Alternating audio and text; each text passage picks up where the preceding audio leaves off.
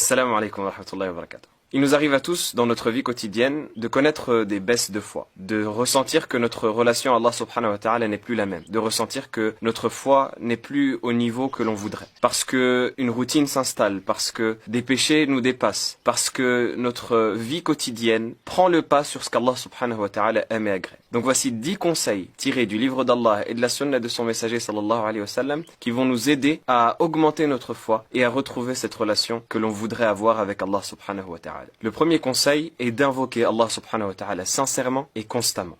Allah subhanahu wa ta'ala a mis entre lui et nous un lien qui est fondamental pour nous. Ce lien-là, c'est principalement le lien qui est entretenu par le fait de lever les mains au ciel et d'invoquer notre Seigneur subhanahu wa ta'ala en lui racontant tout ce qu'on a sur le cœur, en invoquant pour qu'il nous accorde le bien de ce bas monde et de l'au-delà, et qui nous préserve du mal de ce bas monde et de l'au-delà. Cette relation à Allah subhanahu wa ta'ala à travers l'invocation est fondamentale parce qu'elle constitue le cœur même de ce qui est l'adoration. Le prophète sallallahu alayhi wa sallam dit dans le hadith « Ad-du'a huwa al-ibadah ». L'invocation, c'est l'adoration parce que c'est dans ce stade-là que la personne retrouve ce lien qui la lie à son Seigneur subhanahu wa ta'ala. Et Allah azza wa jal nous parle de ce lien dans son livre où il nous dit « Wa idha sa'alaka ibadi anni fa inni qarib ujibu da'wat ad-da'i idha da'an ». Et lorsque mes serviteurs te questionne à propos de moi, je suis proche, je réponds à l'invocation de celui qui m'invoque lorsqu'il m'invoque. Donc Allah subhanahu wa ta'ala nous a montré que ce lien de proximité est caractérisé par l'invocation. Je suis proche, je réponds à l'invocation de celui qui m'invoque lorsqu'il m'invoque. C'est-à-dire que ce lien-là doit être entretenu par l'invocation. Allah subhanahu wa ta'ala est proche de nous et veut de nous qu'on l'invoque. Et même Allah subhanahu wa ta'ala se met en colère lorsque nous ne l'invoquons pas. Le prophète sallallahu alayhi wa sallam dit dans le hadith « Man lam yas'alillah » celui qui n'invoque pas Allah, Allah se met en colère contre lui. Le deuxième conseil, c'est de lire le Coran, le livre d'Allah subhanahu wa ta'ala, fréquemment et avec méditation, en mettant l'intention d'appliquer ce que l'on va lire. La meilleure des choses pour se rapprocher d'Allah subhanahu wa ta'ala, c'est ce qui vient de lui directement. Et ce qui vient de lui directement, c'est sa parole, son verbe. Le Coran qu'Allah azza wa jal a révélé au dernier et au meilleur des messagers qui est Muhammad sallallahu alayhi wa sallam. Allah subhanahu wa ta'ala nous a révélé ce Coran comme étant une miséricorde et une guérison pour ce qu'il y a dans les poitrines. Allah azza wa jal dit وَنُنَزِّلُ مِنَ الْقُرْآنِ مَا هُوَ شِفَاءٌ وَرَحْمَةٌ لِلْمُؤْمِنِينَ. Et nous révélons du Coran ce qui est une guérison et une miséricorde pour les croyants. Allah subhanahu wa ta'ala en a fait une miséricorde pour toi. Et parmi les attraits de cette miséricorde, le fait que c'est une guérison pour ce qu'il y a dans la poitrine, pour les maladies spirituelles. À chaque fois que tu lis le Coran et que tu médites le Coran et que tu mets l'intention d'appliquer le Coran, ta foi augmente obligatoirement. La preuve de cela, c'est qu'Allah azza wa jal dit إِنَّمَا الْمُؤْمِنُونَ الَّذِينَ إِذَا ذُكِرَ اللَّهُ وَجِلَتْ قُلُوبُهُمْ وَإِذَا تُلِيَتْ عَلَيْهِمْ آيَاتُهُ زَادَتْهُمْ إِيمَانًا وَعَلَى رَبِّهِمْ يَتَوَكَّلُونَ. Il dit, certes les croyants sont ceux qui, lorsque Allah est évoqué, leurs cœurs sont épris d'effroi, de crainte, ils frémissent de crainte d'Allah subhanahu wa ta'ala. Et lorsque ces versets leur sont récités, leur foi augmente. زَادَتْهُمْ إِيمَانًا وَعَلَى رَبِّهِمْ يَتَوَكَّلُونَ. Et ils placent leur confiance en leur Seigneur. Le troisième moyen pour augmenter sa foi, c'est d'apprendre à connaître Allah subhanahu wa ta'ala à travers ses noms et ses attributs.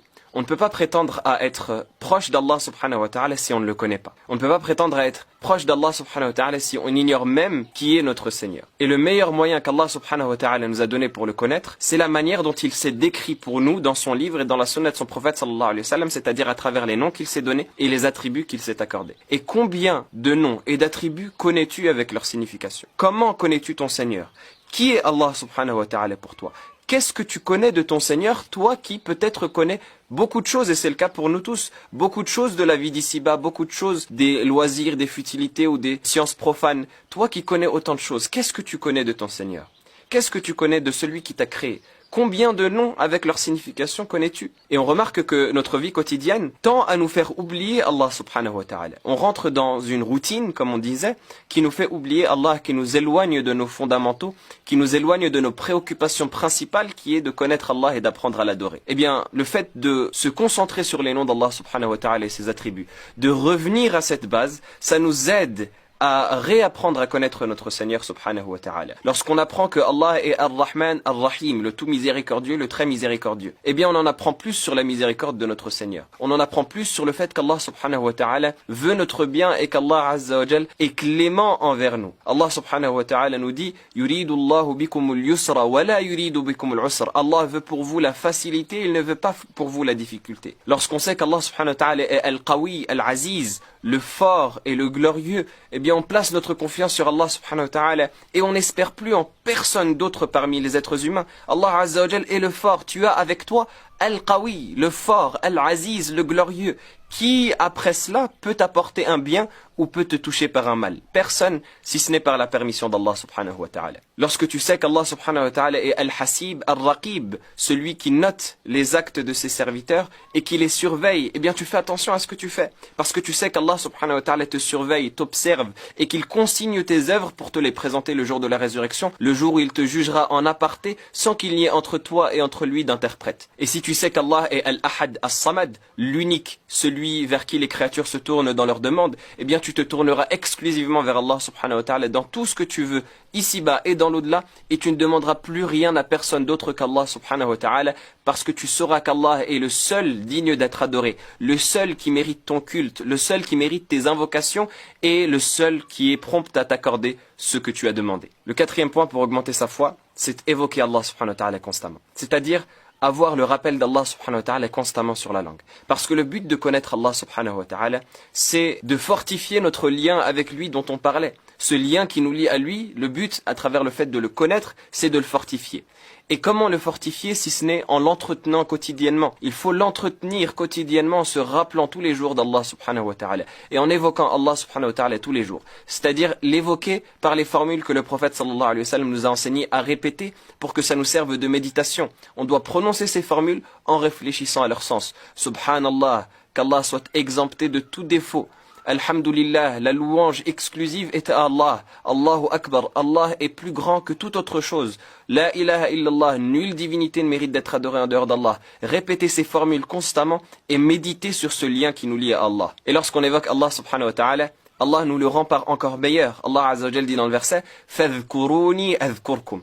Évoquez-moi, je vous évoquerai. Les savants ont dit en explication de ce verset que je vous évoquerai signifie qu'il nous élèvera en degré et qu'il nous rapprochera de lui. Tu fais partie des rapprochés d'Allah si tu l'évoques constamment. Plus tu l'évoques et plus tu te rapproches de lui et plus il se rapproche de toi. Et plus encore même, Allah subhanahu wa ta'ala nous dit qu'il est avec nous lorsqu'on l'évoque. Le prophète sallallahu alayhi wa sallam rapporte dans le hadith Qudusi qu'Allah subhanahu wa ta'ala a dit Ana 'inda dhanni 'abdi bi wa ana ma'ahu haythu yadhkuruni. Je suis comme mon serviteur pense de moi. Je suis selon l'opinion que mon serviteur se fait de moi et je suis avec lui partout où il m'évoque. Lorsque Allah subhanahu wa ta'ala est avec toi, ça signifie qu'il t'accorde son soutien, qu'il t'accorde la victoire, qu'il te fait triompher face à ceux que tu crains, qu'il t'accorde tout ce que tu veux ici-bas et dans l'au-delà. فَإِنْ ذَكَرَنِي فِي نَفْسِهِ ذَكَرْتُهُ فِي نَفْسِي وَإِنْ ذَكَرَنِي فِي مَلَئٍ ذَكَرْتُهُ فِي مَلَئٍ خَيْرٍ مِنْهِ. Et s'il m'évoque en lui-même, je l'évoque en moi-même. Et s'il m'évoque dans une assemblée, je l'évoque dans une assemblée encore meilleure. C'est-à-dire que le fait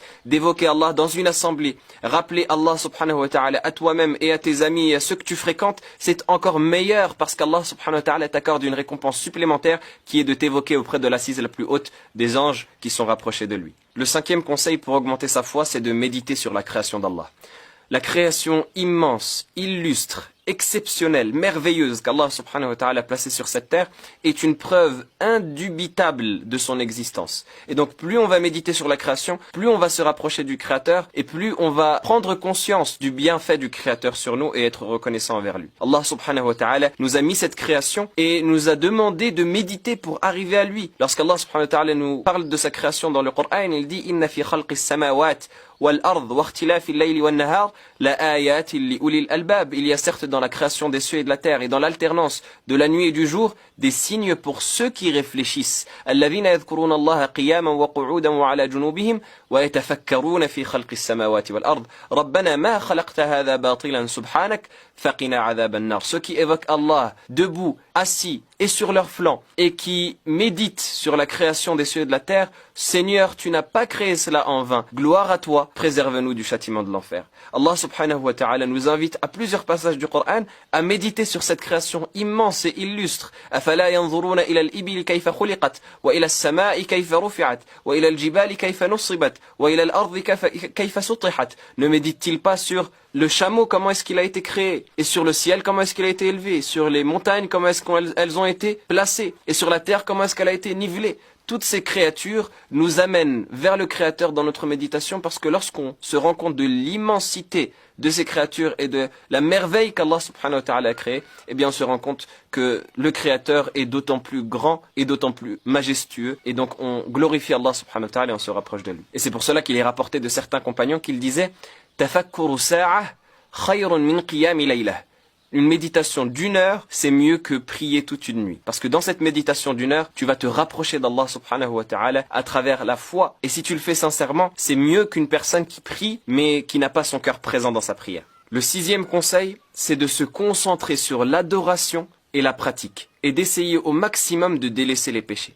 Parce que l'on sait que la foi augmente avec les adorations et diminue avec les péchés. Plus tu fais des actes d'adoration, plus tu te rapproches d'Allah et plus ta foi augmente. Et plus tu fais des péchés et plus tu t'éloignes d'Allah et plus ta foi baisse. Et donc, lorsque tu fais des bonnes actions, Allah subhanahu wa ta'ala t'accorde le privilège d'augmenter ta foi. Et les meilleures des bonnes actions et les plus aimées auprès d'Allah, c'est les actions obligatoires. Le prophète alayhi salatu wassalam nous rapporte qu'Allah a dit dans le hadith Qudusi « Wa ma taqarraba ilayya abdi bi shay' ahab ilayya mimma aftaradtuhu alayh » Et mon serviteur ne se rapproche pas de moi avec une chose plus aimée, que j'aime plus que ce que je lui ai rendu obligatoire. C'est-à-dire que lorsque tu fais tes 5 prières obligatoires par jour, à la perfection, que tu essayes de les accomplir avec méditation, en faisant correctement les ablutions, en te concentrant dans ta prière, en méditant sur ce que tu dis, eh bien c'est plus aimé à Allah subhanahu wa ta'ala que les actes surrogatoires que tu pourrais faire.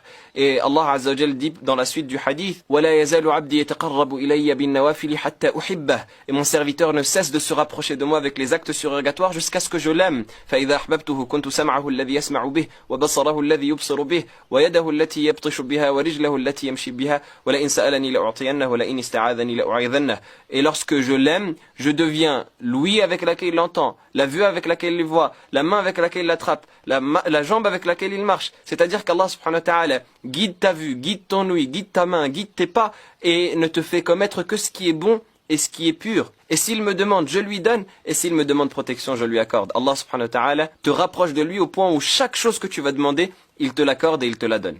Et à l'inverse, celui qui fait des péchés s'éloigne d'Allah subhanahu wa ta'ala. Le prophète sallallahu alayhi wa sallam nous dit dans le hadith, Inna al-abda idha akhta'a khati'atan nukita fi qalbihi nuktatun sawda. Lorsque le serviteur commet un péché ou une faute, se dépose sur son cœur un point noir. Fa idha huwa naza'a wastaghfara wa tab. Si il délaisse ce péché, qu'il demande pardon et qu'il se repent, son cœur est purifié et lavé. Et si il revient vers ce péché, on rajoutera sur ce point-là jusqu'à ce que son cœur soit couvert par une sorte de membrane noire qui l'empêche d'être sensible au rappel d'Allah subhanahu wa ta'ala. Donc chaque péché que tu fais, si tu te repens automatiquement et que tu demandes pardon à Allah, Allah azza wa jal te l'efface et te purifie. Mais si tu continues, Allah azza wa jal fait qu'il y a un autre point qui se dépose jusqu'à ce que ton cœur soit recouvert. Et sache que le fait de regretter un péché suffit pour l'effacer. Si c'est suivi d'une demande de pardon sincère et d'un repentir, le prophète sallallahu alayhi wa sallam dit An-nadamu tawbah, le regret est un repentir. Et à chaque fois que tu demandes pardon à Allah, Allah te rapproche encore davantage de lui. Et le prophète sallallahu alayhi wa sallam nous dit Ittaqillaha haythuma kunt wa atbi'is sayyi'ata al-hasanata tamhuha. Crains Allah où que tu sois et fais suivre la mauvaise action d'une bonne, elle l'effacera. C'est-à-dire que à chaque fois que tu commets un péché, fais à côté une bonne action pour effacer ce péché, en plus de demander pardon et de te repentir, et c'est ainsi qu'Allah azza wa jal te rapprochera de lui. Le 7e moyen d'augmenter sa foi, c'est faire preuve de bonté envers ses parents. Un homme est venu voir le prophète alayhi salatu wassalam et lui a dit Ya Rasulallah, inni adhnabtu dhanban azima. Ô messager d'Allah, j'ai certes commis un péché terrible. Fahalli min tawbah. Est-ce que j'ai le droit au repentir? La question que le prophète sallallahu alayhi wa sallam lui a posée directement, c'est Hal laka min Est-ce que tu as une mère? Parce que être bienfaisant envers sa mère, c'est une des causes qui fait qu'Allah azza wa jal efface tes fautes. Être bienfaisant envers tes parents, c'est une des causes qui fait que tu te rapproches d'Allah, parce qu'Allah azza wa jal a mis cela au même niveau que son adoration. وَقَضَى رَبُّكَ أَلَّا تَعْبُدُوا إِلَّا إِيَّاهُ وَبِالْوَالِدَيْنِ إِحْسَانًا. Et ton Seigneur a décrété n'adorer que lui et faites preuve de bienfaisance envers vos parents. Allah subhanahu wa ta'ala a fait que cette prescription soit illustre au point où il l'a mis au même niveau que son adoration, ce qui fait que l'une des meilleures adorations pour se rapprocher de lui, c'est d'être bienfaisant envers ses parents et de les préserver de notre mal. D'être bienfaisant envers eux, c'est-à-dire de faire rentrer la joie dans leur cœur, de leur offrir des cadeaux, d'être bon envers eux, d'avoir un bon comportement, d'être souriant au quotidien, de leur échanger des bonnes paroles, de rester avec eux et de les accompagner comme il se doit, et de ne pas s'énerver lorsqu'ils nous demandent quelque chose, de les préserver de notre mal, de ne pas leur prononcer des paroles blessantes ou de les faire pleurer. Car il suffit, comme c'est mentionné dans certains textes, il suffit à la personne comme mal et comme péché de faire pleurer ses parents. Donc tout ça, le fait de les préserver de notre mal et de faire rentrer la joie dans leur cœur, c'est l'une des meilleures manières de se rapprocher d'Allah et d'augmenter notre foi. Le 8e conseil, c'est de fréquenter l'assise des gens pieux et d'avoir une bonne fréquentation et s'écarter des mauvaises fréquentations. Le prophète sallallahu alayhi wa sallam nous dit « Al-mar'u ala dini khalili, falyanzur ahadukum man yukhalil » La personne est sur la religion de son compagnon. Que chacun fasse attention à qui il prend comme compagnon. Les amis que tu fréquentes déteignent sur ta foi. Si tu as un mauvais entourage, si tu as une mauvaise fréquentation, eh bien sache que ça va impacter sur ta foi et ça va t'éloigner d'Allah. Au contraire, si tu as une bonne fréquentation des gens pieux, des gens qui se rappellent d'Allah subhanahu wa ta'ala et qui ne font pas de perversité, eh bien sache que ça va te rapprocher d'Allah subhanahu wa ta'ala. Et Allah azza wa jalla nous invite à rester avec les gens pieux dans son livre lorsqu'il nous dit « Wasbir nafsaka ma'al ladhina yad'una rabbahum bil ghadati wal 'ashiyyi yuriduna wajhah wa la ta'du 'aynaka 'anhum turidu zinata al-hayati ad-dunya » Et patiente et endure et fais patienter ton âme, c'est-à-dire que il faut que tu te fasses violence pour rester avec ceux qui évoquent Allah nuit et jour en espérant sa face, et que ton regard ne se détourne pas d'eux, en espérant la parure de la vie d'ici-bas. Pourquoi est-ce qu'on se fait violence? Pourquoi est-ce qu'on endure et on patiente dans cette fréquentation? Parce que forcément, la vie d'ici-bas va nous attirer. Forcément, on va voir des gens qui baignent dans la vie d'ici-bas, qui ont tous les attraits et toutes les bonnes choses que l'on espérerait avoir parmi les plaisirs mondains. Et forcément, ces gens-là qui sont pieux, généralement, eh bien, ils n'ont pas tout cela. Et l'âme, elle tend plus vers le confort et elle tend plus vers les biens mondains que vers la piété et vers l'adoration. Mais on doit se faire violence. On doit patienter avec les gens qui sont pieux pour qu'Allah subhanahu wa ta'ala nous purifie comme il les a purifiés et qu'Allah subhanahu wa ta'ala nous accorde de la sagesse comme il le leur a accordé. Luqman al-Hakim, Luqman le sage, disait à son fils, Ya bunay, jalis al-ulama wa zahimhum bi rukbatayk, fa inna Allah yuhyi al-qulub al-mayta bi al-hikmah kama yuhyi al-ardha bi wabil as-sama. Ô mon fils, reste avec les gens pieux, avec les savants, et colle à eux tes genoux.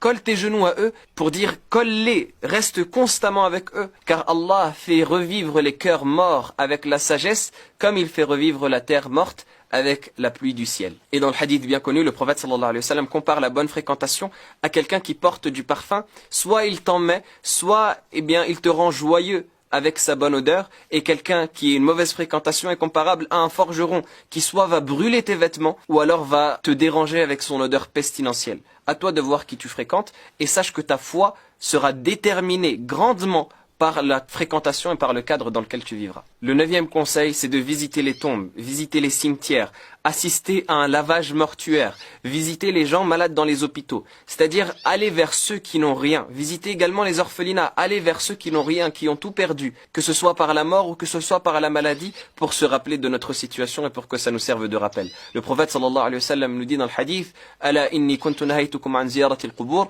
ala fazuruha fa innaha tudhakkirukum al-maut. Je vous avais interdit de visiter les cimetières à cause de ce que les polythéistes faisaient comme paganisme et comme mauvaise croyance. Visitez-les car ça vous rappelle la mort. Et la personne qui se rappelle la mort, son cœur s'attendrit au rappel et sa foi augmente parce que elle se rend compte que toutes les futilités dans lesquelles elle baigne ne sont que temporaires et éphémères et que la réalité est auprès d'Allah subhanahu wa ta'ala. Et le 10e conseil enfin, c'est de voyager dans un but d'adoration. Que ce soit de voyager à la Mecque, voyager à Médine, voyager dans les assises de sciences et les différents séminaires qui sont organisés, ou même aller de chez soi à la mosquée, changer d'ambiance, changer d'environnement pour que ce qu'il y a autour de nous ne nous impacte plus comme d'habitude et pour que l'on casse cette routine dans laquelle on s'empêtre. Le prophète sallallahu alayhi wa sallam nous rapporte que un homme a tué 99 personnes et qu'il est allé voir une 100e personne qui était un pieux et un dévot et lui a demandé est-ce qu'il pouvait se repentir et la personne a refusé et lui a dit non, tu ne peux pas te repentir, comment est-ce que tu pourrais te repentir alors que tu as tué 99 personnes? Parce que c'était une personne ignorante et la personne l'a tué et a complété 100 personnes. Il est allé voir ensuite un savant et il lui a demandé est-ce qu'il pouvait se repentir et le savant lui a dit mais qui pourrait s'interposer interposer entre toi et le pardon d'Allah subhanahu wa ta'ala, bien sûr que tu peux te repentir. Certainement, tu dois faire un certain nombre de choses pour expier tes fautes. Et parmi les choses qu'il lui a dit, c'est de voyager de la terre dans laquelle il était, où il y avait des gens mauvais, vers une terre dans laquelle il y a des gens bons qui adorent Allah subhanahu wa ta'ala. Parce que le fait de changer d'environnement, le fait de voyager, le fait de quitter sa demeure pour passer ne serait-ce que quelques jours, ne serait-ce que quelques semaines, dans un environnement pieux, avec des gens pieux, eh bien forcément ça nous entraîne à la piété, ça nous entraîne à avoir la foi, et ça nous purifie. Donc parmi les plus grands conseils qu'on peut donner pour augmenter sa foi, il y a le fait de voyager dans un but d'adoration, que ce soit comme on a dit pour accomplir la Umrah par exemple, ou alors dans des cercles de science qu'il y a auprès de nous. On demande à Allah subhanahu wa ta'ala qui nous accorde à tous une foi forte et solide. Wallahu a'lam, wassalamu alaikum wa rahmatullahi wa barakatuh.